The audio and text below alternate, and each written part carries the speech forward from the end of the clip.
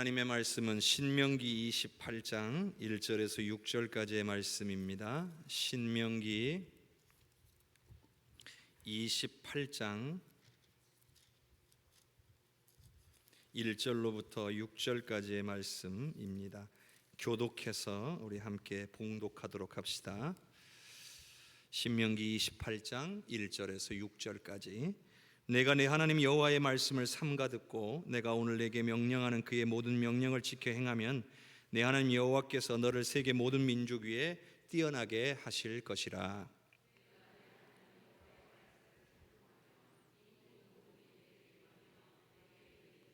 성읍에서도 복을 받고 들에서도 복을 받을 것이며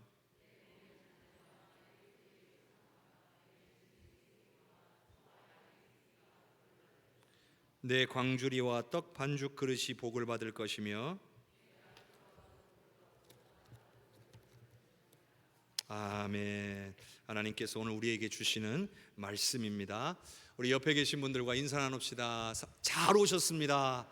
잘 오셨습니다. 한 번 더 합시다. 사랑합니다. 축복합니다. 사랑합니다. 축복합니다.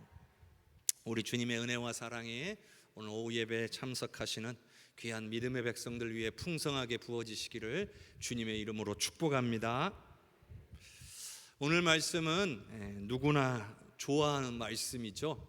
이 말씀 듣고도 싫어할 사람은 아무도 없을 겁니다. 가만히 읽어보면 읽어볼수록 큰 은혜가 됩니다.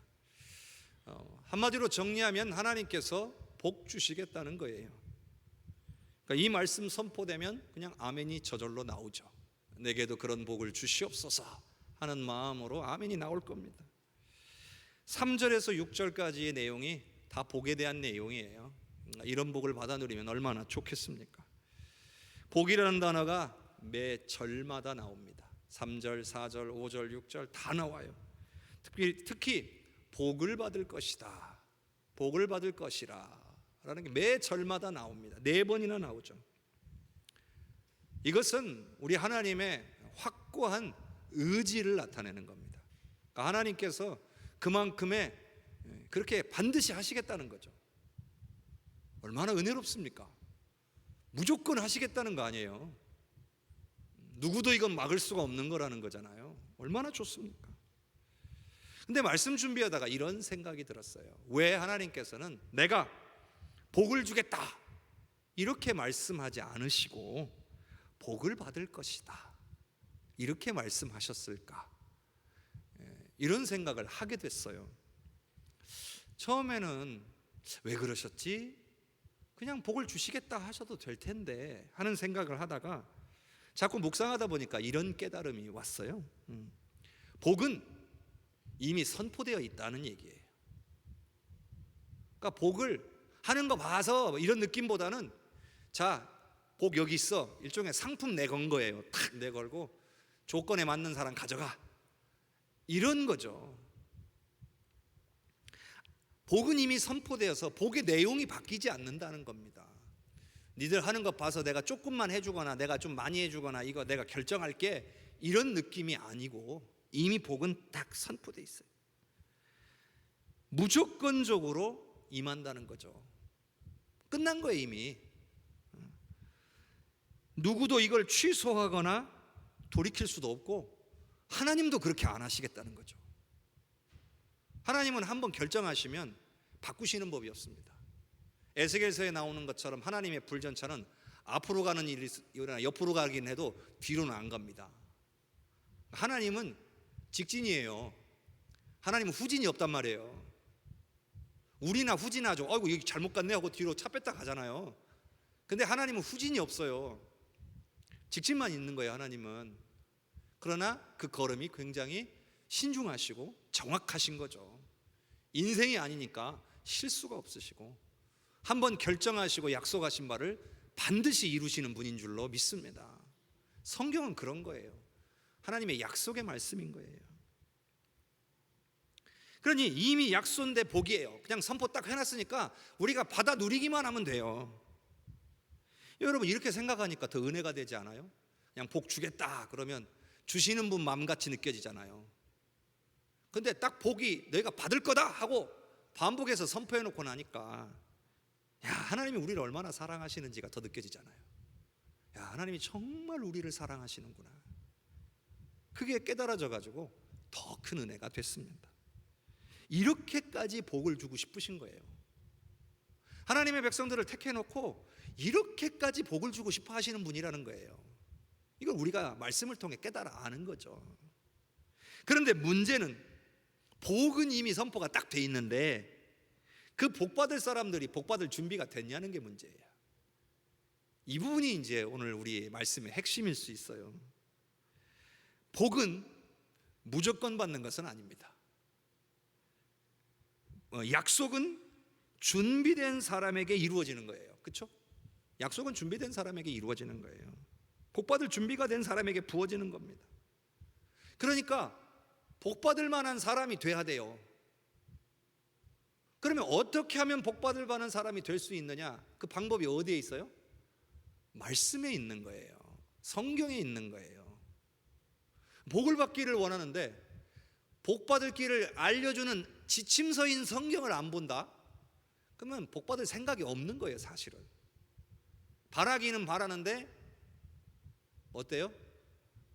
방법을 내가 노력하지 않는다는 거죠. 공부는 잘해서 성공하고 싶은데 공부를 안 해요. 그러면 성공할 수 없잖아요. 그렇잖아요? 공부 안 하고도 물론 공부 안 하고도 성공하는 분들이 있지만 제가 얘기하는 거는 그런 걸 말하는 게 아니라 어느 과정에 도달하기 위해서는 반드시 중간 과정을 거쳐가야 되는 것들이 있어요. 그럼 당연하게 그 과정을 코스를 밟아가야 돼요. 그 코스를 밟지 않으면 갈 수가 없는 거예요. 중학교, 고등학교를 안 나왔는데 대학을 갈 수 있느냐? 못 가요. 가려면 어떻게 해야 돼요? 검정고시라도 봐야 돼요. 자격을 얻어야 돼요. 그런 것처럼 하나님이 우리에게 복을 다 마련해 놓고 딱 선포까지 끝나놨는데 받아 누리려면 어떻게 해야 돼요? 어떻게 해야 받을 수 있는지를 알고 또 알았으면 그렇게 해야 돼요.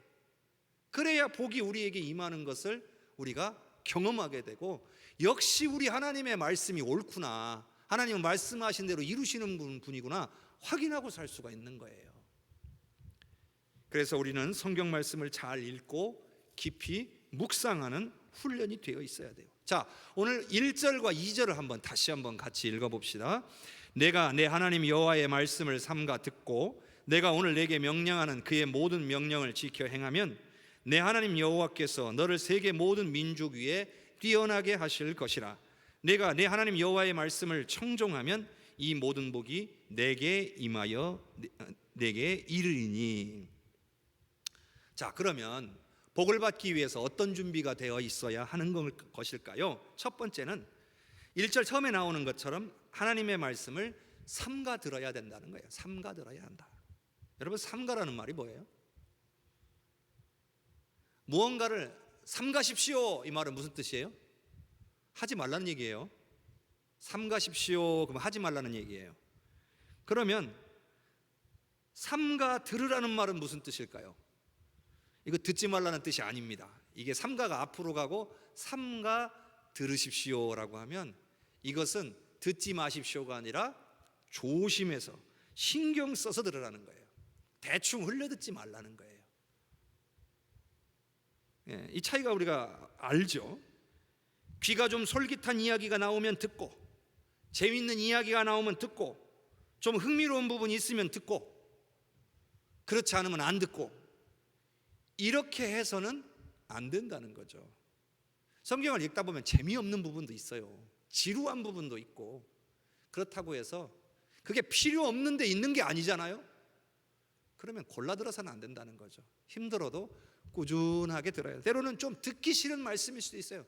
내 마음을 찌르는 아픈 이야기일 수도 있어요. 그래도 들어야 한다는 거예요. 요즘 아이들 공부하는 거 보면 좀 안타까울 때가 많잖아요. 저도 고3 수험생 부모라 안쓰러울 때가 많아요. 근데 대학이나 직장 그리고 이 세상 살면서 거의 써먹지도 못하는 것들을 정말 열심히 배우고 외우는 거예요. 참 보기에 그래요. 이 사회가 경쟁이라는 구조가 있기 때문에 이 경쟁이 아예 없어지질 않잖아요. 그래도 꼭 필요한 것들을 좀 선택해서 좀 배울 수 있는 그런 구조가 좀 만들어졌으면 좋겠다 하는 생각이 들 때가 많아요. 그런데 여러분, 어쨌든 제가 이제 보면 학교에서 공부 잘하는 아이들 특징이 좀 있어요. 그건 뭐냐면 선생님 하시는 말씀들을 잘 귀 기울여 듣는 아이들이 대체적으로 공부를 잘해요. 근데 단순히 눈으로 그냥 쳐다보고 귀로 듣기만 하는 게 아니에요. 선생님에 대해서 아주 집중적에서 보는 거예요. 선생님의 목소리 하나, 말투 하나, 표정 하나, 손짓, 몸짓 하나까지도 보는 거예요. 이거 하나하나 주위에서 잘 지켜보는 아이들이 뛰어난 아이들이에요. 왜 그럴까요? 선생님은 자기도 모르게 은연중에 자기가 중요하게 여기는 데서 뭔가 강조하게 돼 있어요. 목소리가 커질 때도 있고, 뭔가 막 어떤 분은 막 칠판을 두드리는 분들도 있고, 막 동그라미를 막 몇 번씩 치는 분들도 있고, 말로 여기가 제일 중요해, 이거 시험에 나와, 이거 체크해놔, 이렇게 말 안 해도 그 표정과 동작과 말투만 봐도 아, 저거 시험에 나오겠구나 하는 것들이 있어요. 저도 목회하면서 신앙인들에게 정말 이게 중요한 것이다라고 확신하는 것들을 전할 때는 저도 목소리가 좀 커져요. 끝나고 나면 목이 아파요.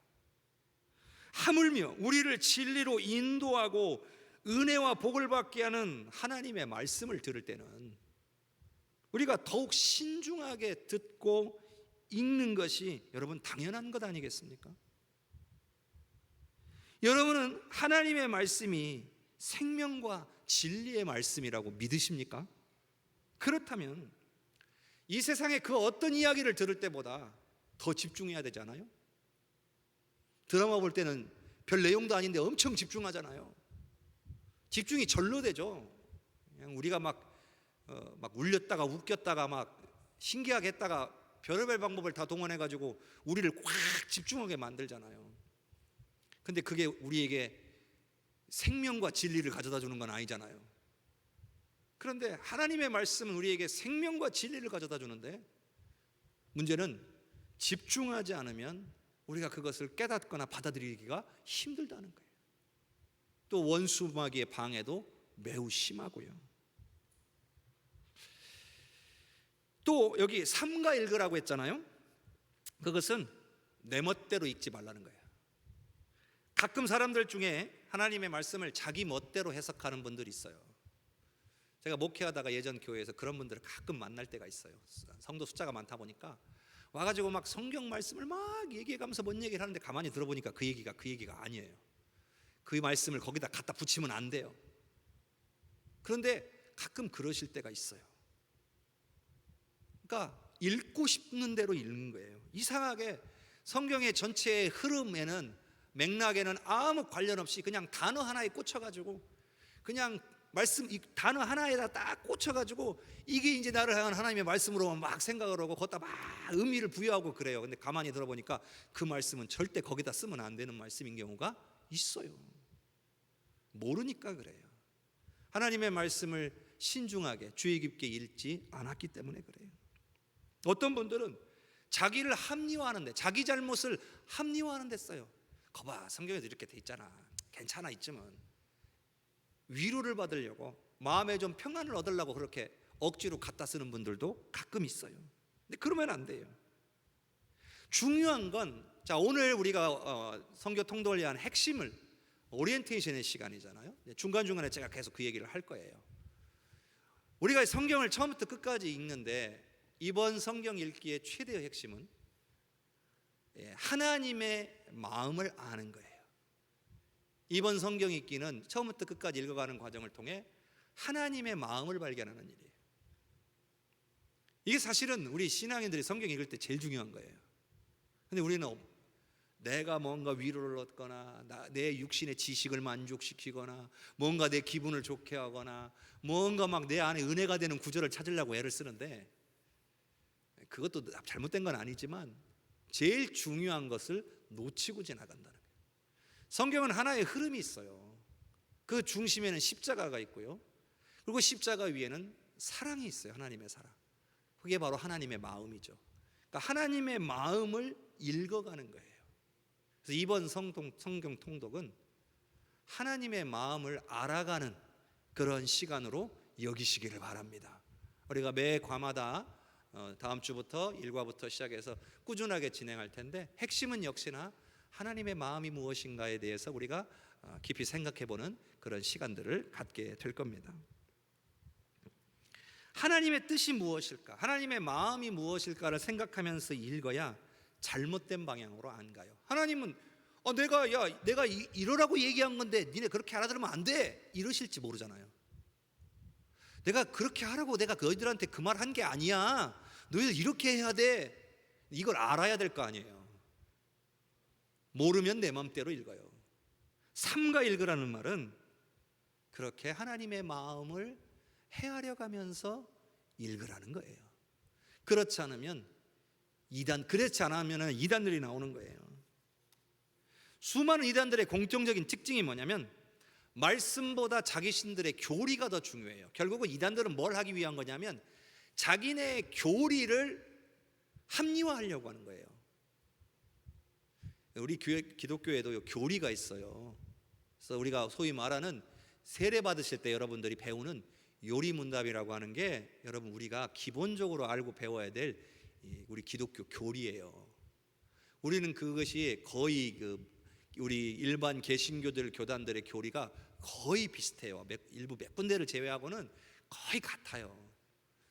근데 이단들은요, 그 교리를 아주 일부나 상당 부분을 바꿔놔 버렸습니다. 그러니까 자기네 교주들을 높이기 위해서, 신격화하기 위해서 그것에 부딪히는 부분들은 싹 다 빼야잖아요. 그리고 역으로 자신의 교주가 성령이거나 혹은 재림 예수거나 하나님이시거나 이렇게 만들어 가야 되니까 성경을 그렇게 바꾸는 거예요. 성경을 갖다가 그렇게 붙이는 거예요. 교리를 정당화하려고 말씀을 짜맞추는 거예요. 그러니 하나님의 마음인 그들은 중요하지 않아요. 하나님의 마음을 정말 알려고 했으면 절대로 그렇게 안 돼요. 우리가 성경을 잘 읽어야 되고 이단에 안 빠지기 위해서라도 하나님의 마음을 알려고 마음에 품고 성경을 읽어야 돼요. 하나님의 뜻이 뭡니까? 하나님이 원하시는 게 뭡니까? 이런 자세로 성경을 읽어야 된다는 거예요. 그래서 이번 성경 통독은 그런 자세로 성경을 읽기를 바랍니다. 하나님의 말씀은 여러 가지를 신경 쓰면서 읽어야 돼요. 그냥 읽으면 되는 게 아니에요. 자, 처음부터 성경을 끝까지 쭉 읽다 보면 사실 내용이 잘 이해가 되나요? 그냥 지나갈 때도 있고, 어떨 때는요 막 읽다 보면 뭔 얘기인지도 모르고 그냥 쑥 지나갈 때도 있어요. 솔직히 그냥 이해도 잘 안 되는데 그냥 넘어가는 것 같은 생각이 들 때가 있어요. 근데 아니, 그렇게 읽으면 무슨 의미가 있냐 이렇게 생각하실 수도 있어요. 그런데 성경은 하나의 스토리를 갖고 있어요. 큰 흐름이 있단 말이에요. 그래서 그 흐름만 놓치지 않으면 우리가 조금씩 중간에 읽다가 좀 놓치는 부분이 있어도 다음번에 다시 읽으면서 그 부분들이 보완이 되는 거예요. 그래서 성경은 계속 반복적으로 여러 번 읽어야 되는 거예요. 성경은 이솝 우화나 무슨 톨스토이 단편성 같이 막 여러 가지 이야기들을 그냥 책으로 묶어놓은 거, 그런 책이 아니에요. 66권이어서 66개의 다른 이야기를 그냥 나열해 놓은 게 아니에요. 성경은 하나의 큰 스토리를 가지고, 그리고 그 안에 역사가 있어요. 그 흐름을 가지고 진행되어 온 거예요. 그러니까 성경은 달라요. 일반 이야기들을 합쳐놓은 게 아니에요. 전설도 아니에요. 온 인류가 살아온 역사 속에 포함되어 있어요. 그러니까 역사를 또 알아야 돼요. 성경을 읽으려면. 우리가 막 무슨 역사학자도 아니고 다시 뭐 시험 볼 것도 아니고 자세하게 알 필요는 없어요. 그러나 어느 정도 이 역사의 흐름 정도는 알고 있고 그 배경에 대해서 좀 알아야, 그래서 이런 성경이 쓰여졌구나, 그래서 하나님이 이 백성들에게 이렇게 말씀하시고 이렇게 하라고 하신 거구나, 이걸 이해하게 되는 거예요. 이걸 모르고 성경을 읽으면 전혀 다르게 읽어요. 제가 가끔 성경을 위해서 여러분에게 이렇게 말씀을 전하다 보면 성경의 배경 지식을 이야기하면서 이런 시대는 이렇게 썼으니까 그래서 이런 이야기들이 나온 겁니다. 이런 설명을 드릴 때가 종종 있어요. 근데 여러분들 그거 누가 가르쳐주지 않으면 여러분 압니까? 모르잖아요. 그것이 그런 내용일 거라고 아무도 생각 못하는 거예요. 제가 세세하게 이번 과정에서 가르쳐 드릴 수는 없지만, 그러려면 따로 이제 성경을 66권을 한 권씩 쪼개가지고 따로따로 해야 됩니다. 이제 거기까지 가려면 아직 시간이 남았고, 일단 이번에는 처음부터 끝까지 역사적인 배경을 조금씩 섞어가면서 성경에서 하나님의 마음을 알아가는 그런 과정으로 진행하게 될 겁니다. 그래서 성경의 역사를 알고 읽으면 하나님이 인류의 역사 속에서 얼마나 강력하게 그리고 얼마나 구체적으로 역사하셨는가를 깨닫게 됩니다. 야, 우리 하나님은 이 역사 속에서 일하시는 분이구나, 이걸 깨닫는 거예요. 또 신기한 것은 성경을 읽다 보면 이런 경험이 많아요. 한 사람을 부르실 때가 많다는 거예요. 한 사람을 부르실 때가 많다. 그리고 그 부름받은 한 사람을 통해 가정, 그 사람뿐만 아니라 가정과 민족과 나라에 영향을 미치는 엄청난 일을 하신다는 거예요. 시작점이 그 한 사람이에요. 그러니까 누군가 그 한 사람만 바로 세워져도, 하나님의 부름 앞에 제대로 쓰임 받아도 그 한 사람을 통해 하나님의 영향력이 점점점 확대되어져 간다는 거죠. 그 예들이 많이 있죠. 아담을 한번 생각해 보세요. 아담도 그랬죠. 하나님이 처음 만드시니까 아담을 통해서 시작된 일들. 노아를 한번 생각해 보세요. 노아를 통해서 하나님의 그 엄청난 홍수 심판에서도 노아의 가정을 통해서 새로운 시작들을 하시잖아요. 또 아브라함을 부르셨어요. 갈대아 우르 지역에 살아가는 수많은 사람들 가운데에 아브라함 한 사람을 부르셨어요. 애굽으로 팔려간 요셉을 생각해 보세요. 그 요셉이 애굽으로 팔려갔기 때문에 거기에서 하나님의 그 놀라운 역사를 위해서 쓰임받는 아주 중요한 역할을 감당하게 되죠. 도망자 모세를 한번 생각해 보세요. 사람 죽이고 도망갔는데 80세의 노인을 부르시잖아요. 하나님이 그 한 명을 불러가지고 이스라엘 백성 전체를 가나안 땅까지 데리고 가게 하시잖아요. 천덕꾸러기 다윗, 그냥 있으면 집에서 찬밥 신세고 어찌어찌 살다가 목동으로 끝날 인생이었는데 하나님이 그를 부르시잖아요. 훈련시키시잖아요. 이스라엘 역사의 가장 위대한 왕으로 만드시잖아요. 다윗을 통해 모든 이스라엘 백성들이 하나님을 섬기게 하시잖아요. 바울 사도를 생각해 보세요. 바울 사도가 없었으면 정말 이 이방인 선교가 얼마나 늦어졌을까, 그런 생각을 할 정도잖아요. 우리 성경에 나오는 이 서신서의 대부분 다 누가 썼어요? 바울 사도가 썼어요. 그 서신서들에 담겨져 있는 수많은 우리 신앙 교리들 누가 정리해 놓은 거예요? 성령께서 바울 사도를 통해 정리한 거예요. 우리에게 얼마나 유익합니까? 하나님은 그렇게 한 사람을 통해 온 민족과 열방을 향한 계획을 펼쳐가시는 거예요. 근데 우리는 그것을 전체적으로 보는 거예요. 하나님의 마음이라는 관점 안에서 이 성경의 역사적인 흐름을 바라보면서 전체적으로 보는 거예요. 어떤 예술가가요, 큰 종이 위에다가 막 점을 찍기 시작했어요. 하얀 종이다가 막 정신없이 점을 찍어요. 그러면 저게 무슨 예술인가 싶어요. 장난치나, 우리 집 다빈이도 그거보단 잘하겠네, 그런 생각이 드는 거죠. 그런데 나중에 모든 점이 거의 다 찍혀갈 때쯤 되니까 한 발짝 뒤로 물러나서 그걸 딱 보니까 멋진 그림이 되어 있는 거예요. 야, 놀라운 예술 작품이 되어 있는 것을 보면서 감탄하게 되는 거죠. 마치 그런 거예요. 하나님이 한 개인을 부르시는 걸 보면 아이고 저 별 볼 일 없고 부족한 저 사람이 무엇을 할 수 있을까 싶지만, 그를 통해서 엄청난 일을 시작하셨고 결국 하나님께서 다 이루신다는 거예요. 그러면 나중에 가서 놀라운 거죠. 야, 우리 하나님이 이렇게 일하시는구나. 근데 이런 건 다요, 성경을 전체적으로 봐야만 보이는 거예요. 그냥 구절구절 몇 구절만 봐가지고는 보이지 않는 거예요.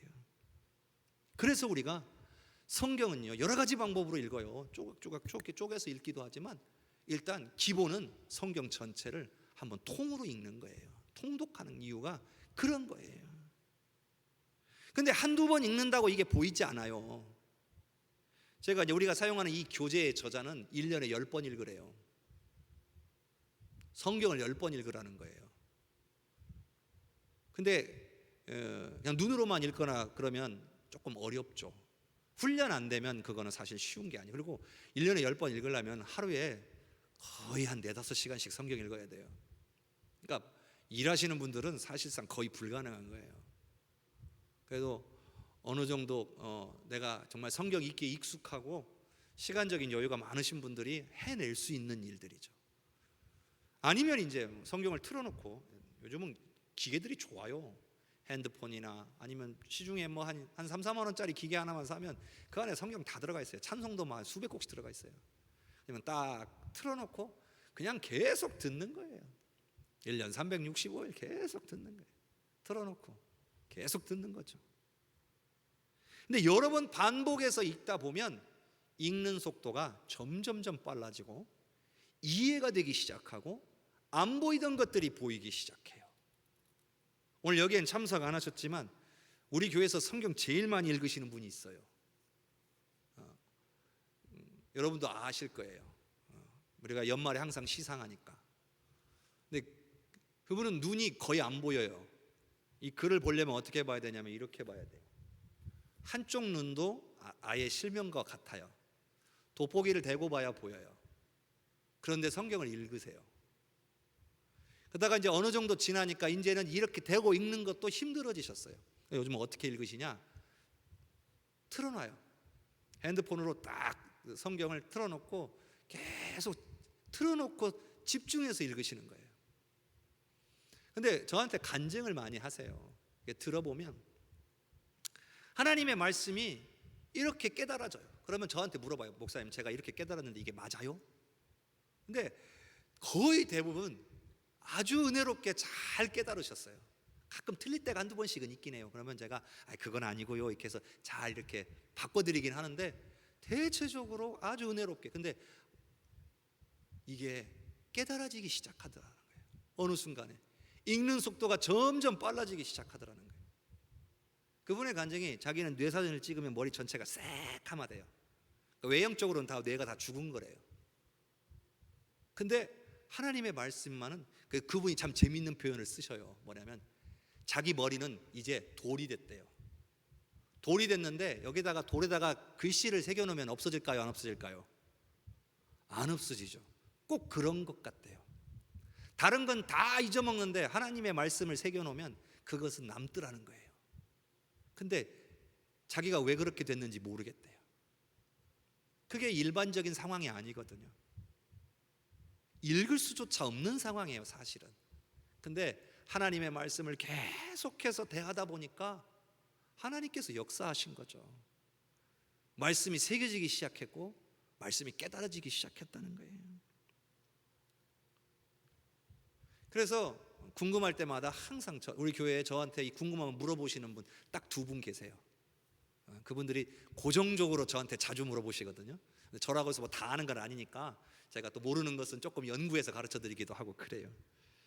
어떻든 우리가 성경에 대해서는요 반복해서 읽어야 되고요, 또 성경에 대한 배경 지식을 갖고 읽게 되면 더욱 빠르게 성경 전체를 볼 수 있는 거예요. 그래서 이번에 52과를 진행하는 이유는 바로 그렇게 성경의 배경 지식들을 여러분에게 안내하고 성경을 읽도록 하는 거예요. 원래는 성경을 읽고 와서 이 과를 진행하게 되어 있는데 저는 그렇게 안 하고 일과 내용을 진행하고 나서 성경을 읽고 오시게 할 거예요. 그래서 다음 주일날 오후 예배 때 일과를 다루고 창세기 1장부터 창세기 11장까지 한 과를 읽도록 하도록 그렇게 제가 매주 읽어야 될 분량을 안내하게 될 거예요. 그래서 다음 주부터는 여러분 이 책을 가지고 할 거예요. 통성경 길라잡이라는 이 교재. 이미 받으신 분도 있고 지난주에 신청하신 분들은 받으신 분도 있고 또 아직 주문하지 않으신 분도 있고. 근데 여러분 보시면 글씨가 성경보다 좀 커요. 근데 많죠, 내용이.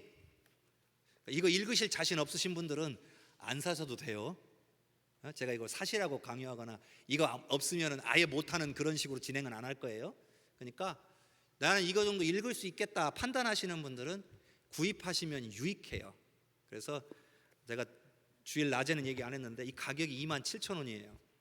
근데 할인해서 아마 24,300원에 살 수 있는데 교회에서 14,300원을 내드려요. 그러니까 여러분들은 10,000원씩만 내시면 저희가 구매 대행해 드립니다.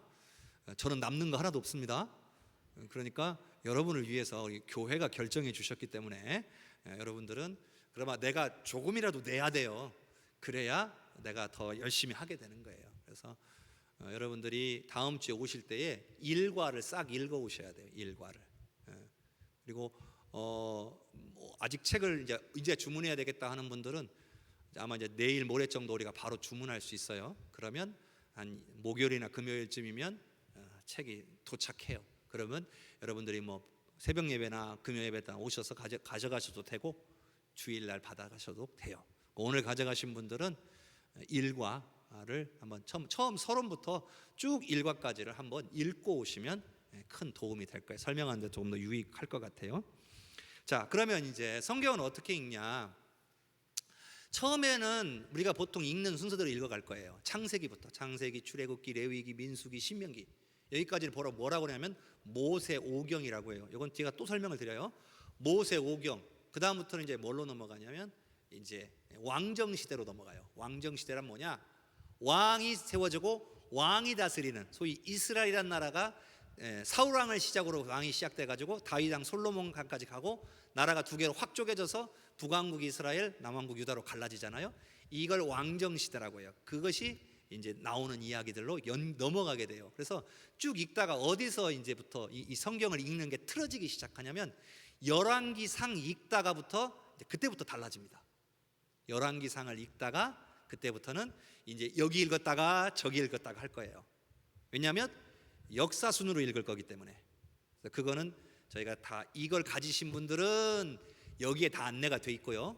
이게 없으신 분들은 주보에다가 저희가 다 약간의 내용을 요약해서 넣어놓고 그리고 거기 읽어야 될 분량을 따로 기록을 해드릴 겁니다. 그러니까 여러분들이 그거에 맞춰서 읽으시면 되는 거예요. 우리 이번에 전교인은 그렇게 성경을 통독할 겁니다. 그리고 뒤로 갈수록 왜냐하면 앞에 부분은 시간 순서대로 배열이 잘 돼 있는데 뒤로 가면 이제 막 선지서들 나오잖아요. 그러면 그 선지자들이 어느 시대에 활동했는지에 따라서 위치가 다 달라지는 거예요. 그러니까 북왕국 이스라엘에서 사역했던 선지자도 있고 남왕국 유다에서 사역한 선지자도 있고 거의 말기에 사역한 선지자도 있고 뭐 초기에 사역한 선지자도 있고 그래서 선지서를 갖다가 짜맞추기를 할 거예요. 위치를 바꿔가지고. 그러면 이해가 더 쉽습니다. 아, 이 선지서가 이때 쓰여졌구나. 이걸 알고 읽으면 내용이 이해가 더 잘 되는 거예요. 신약 성경 같은 경우는 어떻게 되겠습니까? 신약 성경 같은 경우는 마태복음은 그냥 읽어야죠. 복음서는 그냥 순서대로 쭉 읽어야 됩니다. 어쩔 수가 없어요. 그런데 이제 사도행전도 그냥 쭉 읽어야 돼요. 그런데 사도행전을 읽는 과정에 무슨 일이 생기냐? 서신서가 생겨납니다. 사도행전이 진행되고 있는 그 과정 속에서 사도행전의 12장 이후부터 끝장까지 28장까지는 사도 바울 중심으로 13장에서 28장은 사도 바울 중심으로 이루어지잖아요. 그러니까 사도 바울이 1차, 2차, 3차 선교행을 하는데 그 중간에 뭐 했어요? 편지들을 썼단 말이에요. 어떨 때는 감옥에서 쓰기도 하고 어느 때는 어느 교회에 있다고 다른 지역에 있는 교회에다가 편지를 보내기도 하고 막 이랬단 말이에요. 그래서 선지서의 그 편지들이 그 사도행전 속에서 나와요. 그래서 그때 그것도 거기에 맞춰서 읽는다는 거죠. 그러고 나면 바울 사도가 안 쓴 서신서들이 있어요. 그것만 나중에 떼서 제일 마지막에 읽으면 돼요. 그러니까 이런 구조로 성경을 읽어갈 거예요. 그러니까 성경 순서대로 안 읽으니까 여러분들이 잘 따라오셔야 돼요. 물론 안내를 다 해드릴 거니까 염려할 것은 없습니다. 그래서 처음에는 어색할 수 있지만 몇 번 이런 식으로 반복해서 읽다 보면 굉장히 큰 도움이 되고 이걸 다 끝나고 나면 여러분들이 이제 다 끝난 후에는 스스로 이걸 가지고 여러분들이 또 계속 읽으셔도 돼요. 반복해서 그런 방법이 있겠습니다. 그래서 어느 정도 이런 것 이게 진행이 되고 나면 저희가 이제 또 여러 가지 방법으로 또 성경을 또 다른 방법으로 대할 수 있도록 또 준비를 해볼 겁니다. 자, 우리가 성경을 통독하는 이유 처음에 시작할 때 말씀드렸죠. 성경 전체에 흐르는 하나님의 마음을 느끼기 위해서다. 이게 가장 중요하다고 했어요. 그러니까 우리는 성경 지식 많이 쌓는 게 중요한 게 아니에요. 물론 성경 지식이 많으면 좋죠. 또 교훈이 많이 쌓기 위함도 아니에요. 근데 교훈을 많이 받으면 좋죠. 또 위로와 은혜를 많이 받는 거 좋죠. 근데 은혜와 위로를 받는 것이 우리 궁극적인 목적은 아니에요. 제일 중요한 것은 나를 향하신, 우리 가정을 향한, 우리 교회를 향한, 이 나라와 열방과 민족을 위한 하나님의 마음을 깨달아 하는 것이 가장 중요하다. 항상 하나님의 마음이 뭐지? 하나님의 마음은 무엇이었을까? 이걸 생각하면서 읽어야 된다는 거예요. 그러니까 성경을 통독을 몇 번 반복하다 보면 그게 느껴져요. 그게 느껴지기 시작하면요, 은혜가 부어지기 시작합니다. 이게 은혜가 되기 시작해요. 그래서 아멘이 잘 나와요. 그러니까 성경을 좀 많이 읽으셔야 돼요. 자, 본문으로 다시 돌아가 보면 그 1절 말씀에 이런 거 있죠. 내가 오늘 내게 명령하는 그 모든 명령을 지켜 행하면. 자, 이제 두 번째가 나와요. 첫 번째는 뭐라고 그랬죠? 삼가 들으라고 그랬죠, 하나님의 말씀을. 그럼 두 번째로는 어떻게 하라는 거예요? 말씀에 순종하라는 거예요. 말씀에 순종하라. 잘 보면요, 그의 모든 명령이라고 했어요. 그러니까 일부가 아니에요. 모든 명령, 그러니까 하나님께서 하신 모든 말씀을 지켜 행해야 한다라고 하신 거예요. 그러니까 듣고 싶은 것만 들으려고 하고 듣기 싫은 것은 외면해도 되는 게 아니에요. 근데 여러분, 이런 생각을 잘해야 돼요. 하나님이 우리를 불편하게 하려고, 우리를 괴롭게 하려고, 우리를 억압하려고 우리에게 말씀을 주셨을 리가 없죠. 하나님 그런 분 아니시잖아요. 그럴 리도 없어요. 왜냐? 우리의 하나님은 어떤 분이에요? 우리를 너무나 사랑하셔서 예수님을 십자가에 죽게 하신 분이에요. 이렇게까지 하시는 분이 설마 우리를 괴롭게 하거나 우리를 얽매려고 하신다는 거예요? 말 안 되는 거죠. 말도 안 되는 거예요. 그러면 하나님이 나를 괴롭게 하려고? 그렇지 않아요. 물론 가끔 들려오는 말씀이 나를 괴롭게 찌를 때가 있죠. 근데 그건 뭐예요? 나중을 위한 거예요. 더 풍성한 은혜를 위해서. 지금 당장은 그 직면하고 이 찌르는 그 말씀에 마음이 아프고 괴롭고 힘들 수 있지만 그것을 극복해내고 났을 때 임할 하나님의 은혜가 더 풍성하기 때문이에요. 하나님은 그 은혜를 주고 싶으셔서 때로는 우리를 혼내기도 하고 우리의 마음을 찌르기도 하고 그렇게 하시는 거예요. 그러니까 우리는요, 하나님이 주시는 말씀이다 라고 하면 그 어느 것이나 다 결국에는 은혜로운 말씀으로, 결국 나를 변화시켜서 나를 은혜 가운데 세우실 말씀으로 받아야 될 줄로 믿습니다. 우리가요, 하나님의 말씀을 늘 읽고 묵상해야 되는 이유가 결국은 말씀대로 순종하기 위해서예요. 그런데 말씀대로 순종하는 일이 쉽지가 않죠. 알기는 아는데 안 되잖아요, 잘. 근데 여러분, 억지로 순종하려고 해도 하면 그게 잘 안 돼요, 원래. 그러면 어떻게 해야 될까요? 순종은 해야겠고 순종이 잘 안 되고. 항상 여러분, 이거 갖고 문제 아닌가요? 자, 그러면 어떻게 하면 되냐? 하나님의 마음을 깨달아야 순종할 수 있어요. 하나님의 마음을 모르니까 순종을 못하는 거예요. 내가 하나님의 마음은 알려고 안 하면서 그냥 내가 그냥 하려고만 하니까 안 되는 거예요. 은혜 받아야 순종할 수 있는 거예요. 은혜가 임하지 않으면 여러분, 우리의 입에서 순종하지 못하는 말들이 나온다. 난 못하겠어요, 안 할래요, 나는 빼주세요, 이런 말들이 왜 나옵니까? 은혜가 없으니까 그래요. 은혜, 그러면 나는 하기 싫으니까 은혜 안 받아야 되겠네, 이러면 또 안 되잖아요. 근데 은혜를 받고 나면 그런 걱정 아무것도 할 필요가 없어요. 그냥 은혜 받으면 좋아요. 좋으니까 기꺼이 할 수 있는 거예요. 하지 말라고 그래도 하고 싶은 마음이 저절로 솟아나요. 사람이 자발적으로 해야지 억지로 하면 해도 얼마 못 가요. 하고 싶으니까, 재밌으니까, 좋으니까 그냥 하는 거예요. 근데 그게 우리 신앙인들에게는 뭐냐? 은혜예요. 하나님의 마음이고. 기꺼이 자발적으로 순종하고자 하는 마음이 그냥 솟아나요. 여러분, 은혜가 부족하면 막 이것저것 보이기 시작해요. 조건이 보이기 시작하고 내 연약함이 보이기 시작하고 내 상황이 보이기 시작하고 그거 하나하나 따지다 보면 아무것도 못해요. 그렇지 않나요? 제가 목회를 갖다가 이렇게 하면서 이것 따지고 저것 따지니까 아무것도 못하겠더라고요. 희생하고 포기해야 할 수 있는 게 너무 많아요. 그런데 그걸로도 오래 못해요. 희생하고 포기하는 것도 잠깐이에요. 결국에는 뭐냐? 은혜 받아야 돼요. 하나님의 마음을 깨달아서 은혜 받으면 다 해결돼요. 하지 말라고라도 한다는 거죠. 자, 2절을 보면 이렇게 돼 있잖아요. 내가 네 하나님 여호와의 말씀을 청종하면. 여러분, 청종이 무슨 뜻이에요? 우리가 한자로 보면 청종, 듣고 종, 따른다는 거죠. 듣고 따른다는 거예요. 이것이 복받는 비결이라는 거예요. 그러니까 두 가지가 이루어져야 돼요. 첫째는 반드시 들어야 되고, 둘째는 들었으면 순종해야 되고. 그러니까 앞에 나왔던 1절의 이야기의 반복이죠. 1절에서 삼가 들으라고 그랬잖아요. 그 다음에 말씀대로 순종하라, 따르라는 거죠. 청종, 이 한마디로 딱 끝나는 거예요. 그러니까 하나님의 말씀에 청종하는 것이 복받는 기결이라는 거죠. 듣고 따르면 되는 거예요. 그래서 우리는 하나님의 말씀을 늘 가까이 해야 되는 것이고, 말씀이 우리의 삶에서 떠나지 않게 하는 거예요. 제가 왜 이렇게 말씀을 강조하고, 왜 성서 통독을 하자고 하고, 왜 성경 공부를 하자고 하고, 제가 왜 그 수요일마다 금요일마다 하나님의 말씀을 계속 풀어서 강의하고, 거기서 어떻게든지 우리 삶에 적용할 수 있는 걸 찾으려고 할까? 제가 말씀을 묵상해 보니까 이거보다 중요한 게 없더라는 거예요. 목회를 한 20년을 해왔는데 20년 동안 제가 가면 갈수록 확신하게 되는 것이 분명하게 뭐냐, 말씀 외에는 없더라는 거예요. 물론 기도는 당연한 거예요. 기도는 호흡이니까 그냥 꾸준히 해야 될 일이고, 더불어서 말씀을 절대로 놓치면 안 된다. 이것을 정말 많이 깨달았어요. 그래서 성경을 어떻게 해서든지 더 많이 알고 이해하고, 특히나 하나님의 마음을 느껴서 은혜 받도록 하기 위해서 다양하게 성경을 읽고 듣도록 해야 된다는 거죠. 그래서 저희 교회 보면 하나님의 말씀에 대하는 게 여러 가지잖아요. 새벽에 나오면 한 장씩 계속 읽고 그 내용들 간단하게 제가 설명을 늘 새벽마다 해드리잖아요.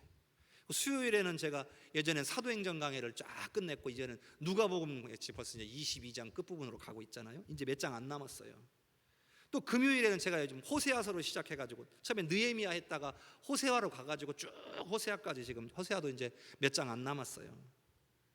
그 주일에는 이제 교회 어디 표가 있으니까, 총회 표도 있고 교회 표도 있으니까 거기에 맞춰서 1년간 꾸준하게 여러분들에게 말씀을 전하고 있죠.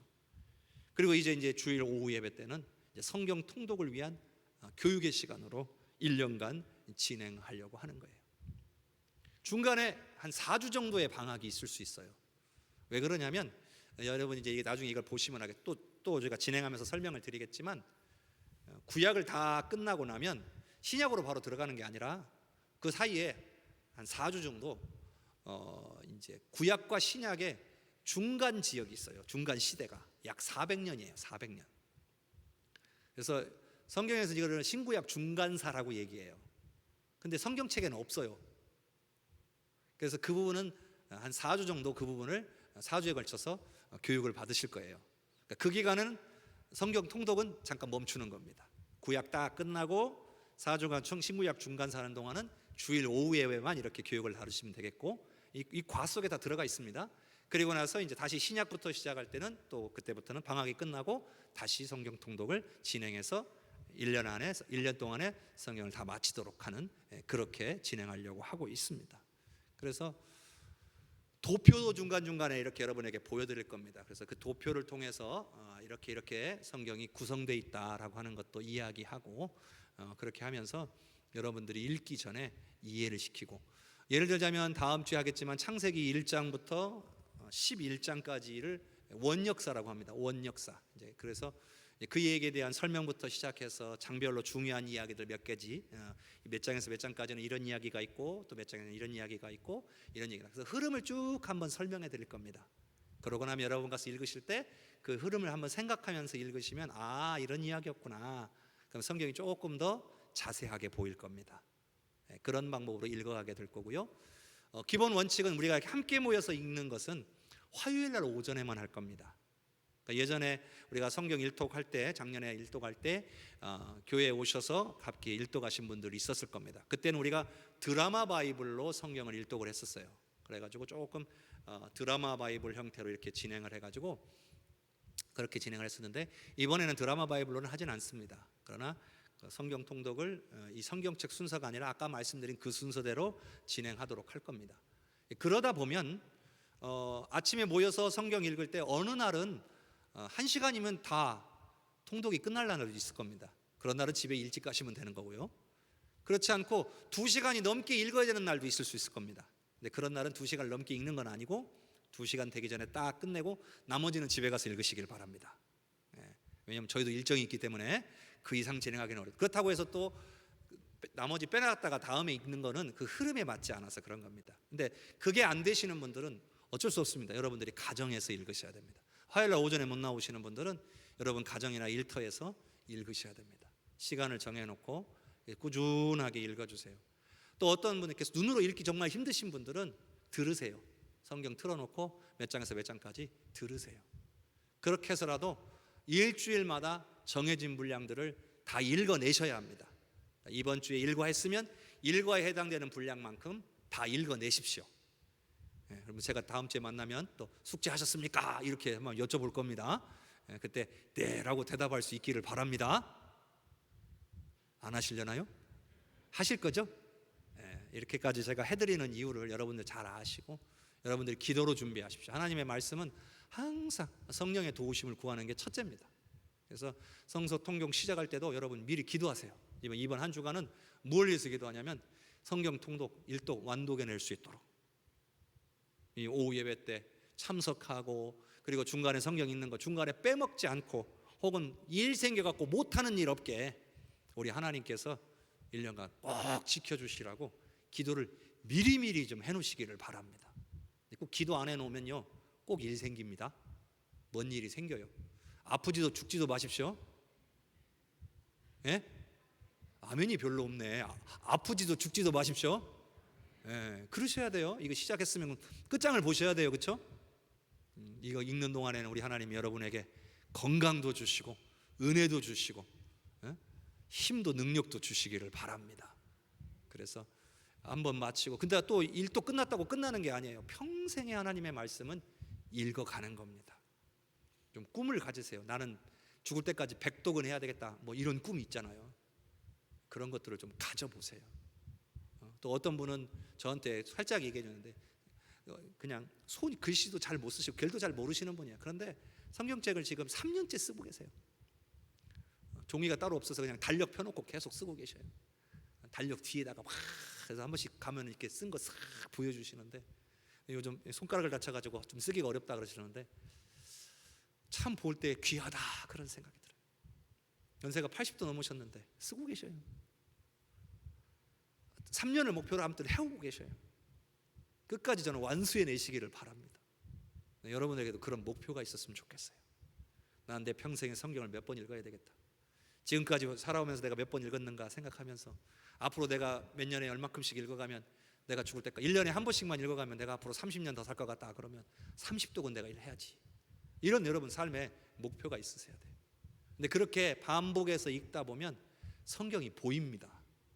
말씀이요 깨달아지기 시작합니다. 그래서 여러분들 스스로 이제 하나님의 말씀을 묵상할 수 있는 능력들이 생겨나기 시작해요. 여러분 저라고 갑자기 성경을 처음부터 다 알았던 사람은 아니잖아요. 저도 이렇게 20년 동안 성경에 대해서 고민해 오다 보니까 하나씩 깨달아지는 게 느껴져요. 그래서 지금 그러면서 놀랄 때가 많아요. 예전 같았으면 어림도 없는 생각들이 내 안에서 막 이렇게 깨달아질 때가 있어요. 이게 하나님의 은혜고 내가 그동안 말씀을 게을리하지 않았기 때문이구나 하는 생각들이 들 때가 많아요. 그래서 여러분에게도, 여러분 공부를 잘하고 못하고가 아니에요. 나이가 많고 적은 것은 문제가 안 돼요. 왜냐하면 우리에게는 성령님이 계시니까요. 성령의 도우심을 구하면 지혜도 주시고 여러분 깨닫게도 하시고 기억나게도 하시고 은혜 받게 해 주실 줄로 믿습니다. 시작한 발걸음이 멈춰지지 않도록 여러분들 서로 독려해 주세요. 옆에는 성경 잘 읽고 있지? 이렇게 서로 물어봐도 주시고, 안 읽었으면 빨리 읽어! 이렇게 좀 말씀도 해주시고, 나만 읽지 말고 옆에 분들도 같이 읽으실 수 있도록 협력해 주시기를 바랍니다. 하나님께서 우리를 통해 이 일들을 이루실 거니까요. 저는 앞으로 우리 해성교회 기대가 됩니다. 더 큰 은혜 가운데로 인도해 주실 줄로 믿습니다. 여러분 말씀을 정리합니다. 하나님의 마음을 얼마나 깊이 깨닫느냐가 성경 통독의 핵심이라는 것을 여러분 잊지 마시기를 바라고요. 앞으로 진행될 과정이 때로는 조금 딱딱할 때도 있고 때로는 조금 지루할 때도 있어요. 하필이면 오후라 좀 나른할 수도 있어요.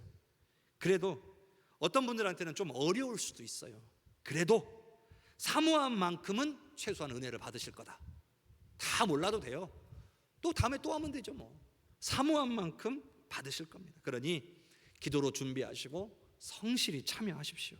그리고 매주 읽으셔야 될 분량 절대로 미루지 말고 기어이 읽어내시기를 바랍니다. 그러려면 하루 중에 우선순위를 딱 이 성경 읽기에다가 둬야 돼요. 시간을 미리 확보해야 된다는 거죠. 무슨 일이 있어도 이 시간은 난 성경 읽을 거야. 그 시간을 확보해 내셔야 돼요. 그리고 여러분, 뭔가를 조금 희생해야 됩니다. 그걸 확보하기 위해서 뭔가는 줄여야 됩니다. 뭔가는 좀 포기해야 됩니다. 그래야 은혜 받을 수 있는 겁니다. 하나님의 말씀을 삼가 듣고 말씀대로 순종하여 청종하여 하나님이 예비하신 복을 다 받아 누릴 수 있도록 이번 성경 통독에 집중하시고 큰 은혜 누리시기를 주님의 이름으로 축복합니다. 기도하겠습니다. 은혜가 풍성하신 아버지 고맙습니다. 주님의 은혜가 우리에게 있음을 믿습니다. 앞으로 우리가 성경 통독을 진행하려고 할 때 무엇보다도 하나님의 마음을 분명하게 깨달을 수 있도록 성령이여 역사하여 주시옵소서. 삼가 듣고 순종해야 된다는 것이 핵심이라는 것, 그래야 우리에게 하나님이 예비하신 모든 복이 부어진다는 것 분명하게 알고 아버지, 우리가 최선을 다해서 하나님의 말씀을 듣고 순종하는 일에 집중할 수 있도록 성령님 도와 주시옵소서. 시작한 발걸음 절대로 포기하거나 멈추지 않도록 아프지도 않고 죽지도 않게 하여 주시옵소서. 주님께서 강한 손으로 붙잡아 주시고 시간 은혜 내려 주시옵소서. 오늘 함께하지 못한 분들도 다음 주부터는 다 함께해서 더 많은 사람들이 전교인 성경 통독에 참여하게 하여 주시옵소서. 주님의 은혜를 찬양하옵고 예수 그리스도의 이름으로 기도하옵나이다. 아멘. 주신